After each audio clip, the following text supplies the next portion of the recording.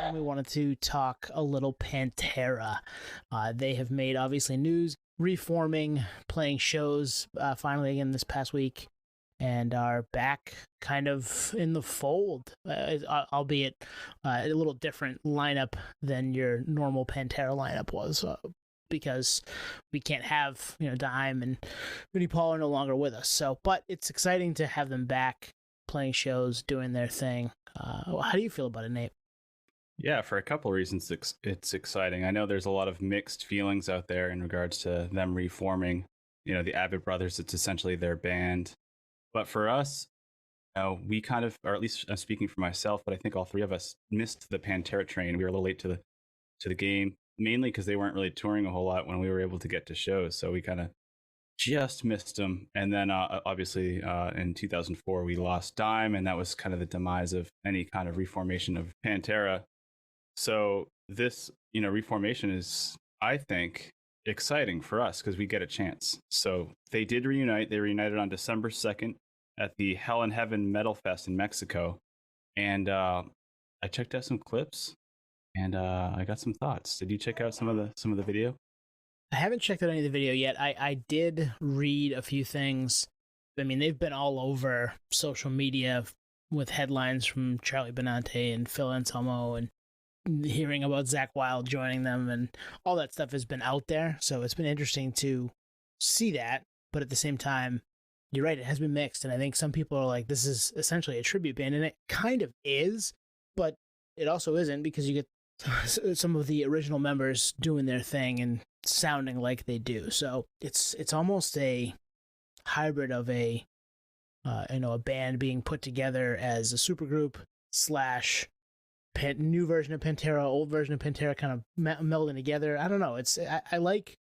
I'll tell you this: going to see Zakk Wylde and Black Label Society this summer at Tattoo the Earth, I was blown away by their set. So Zakk Wylde is more than capable of playing some music. I'm excited for that piece of it for sure. Yeah, and same with Charlie, right? Like the Anthrax was at that gig too, so we got to see them execute live. And Corey Taylor had some pretty interesting thoughts on this, which is basically shutting down any haters and really tying it down to the roots of the whole thing. And Zakk Wylde being kind of the core to that statement, which is Zakk was friends with the band before they were even truly a band. So he was there from the jump, So it couldn't be more organic for him to fill the shoes. And like you said, he's just an incredible player. So the friend tribute element and really just pulling your friends into the mix to continue the legacies, it couldn't be more organic. I understand why there's haters, because I think the Abbott brothers are really adamant about not reforming because there was a lot of bad blood with Phil. But like I was saying earlier, this is an opportunity for fans like us and anyone younger than us, or even fans of them in their heyday, to really come together and see the band do their thing. I mean, they're such an incredible band, Pantera, and also post-pandemic, like it's time. Live music's back, and we want to see these things come together. So, and it couldn't be. I don't think there could really be a better fit with Charlie and Zakk kind of filling those shoes, to be honest. Yeah, I'd agree. I mean, as far as what they have for a lineup, all in, on board, and excited to hear them play those songs, right? I mean, that's kind of the point of it here. It's furthering the legacy of the band, which obviously is one of the best, most well-known metal bands of all time.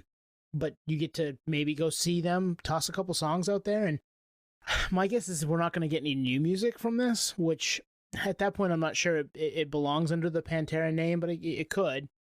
But as far as playing shows and playing those songs, and they've got more than capable hands in there, and it's cool. I mean, anytime you can do this and bring something back, I'm excited for it. Like, too many things are gone and we don't get them anymore. So when we get them back, we should. Why are we upset about that? Like, that's a good thing. That's a great call.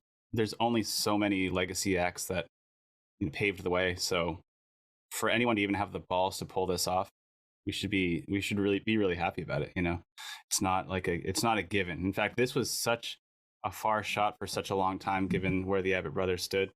And also there was a rumor, I can't remember, I want to say it was like 6 or 7 years ago, where there was some rumor that Zakk Wylde was going to join the band and make this happen. Even then, there was a lot of resistance then. So for them to basically ignore that and make it happen anyway is a testament to the legacy and the fact that it's an organic fit, and there's really no better time than now to make this work. Yeah. So, what do you guys think? We've given our thoughts, and you know what? I'm excited to ask Anthony what he thinks about it, because we don't know where he stands. So I wonder if he'll agree with us, or if he'll be on a different plane with that. But if you're listening, you're a fan of Pantera, or a fan of Anthrax, or Black Label Society, or any of the bands that we just mentioned, like, let us know what you think of this coming back. Is this something that you're on board for, or are you thinking, nah, leave it where it was? You can't make it any better. Why bring it back? I'd like to know. I'd like to hear from you guys. So hit us up. Cool. So thanks for checking us out in real time. Again, we'll be back Monday with a really cool interview from a band that we've talked about a bunch over the last couple of weeks. So yeah, stay tuned for that. It will be a good one. Peace. Thank you for listening to Podio Slave. We are at Podio Slave on Twitter, Instagram, TikTok, all of the places that you can find us on social media. Facebook, Podio Slave Podcast. YouTube, Podio Slave Podcast there. Email us at podioslavepodcast@gmail.com. And hey, if you want to become a supporter, click on the link at the bottom of the episode and give us $1, give us $5. It keeps the lights on, keeps us going. We really appreciate that stuff. Thank you.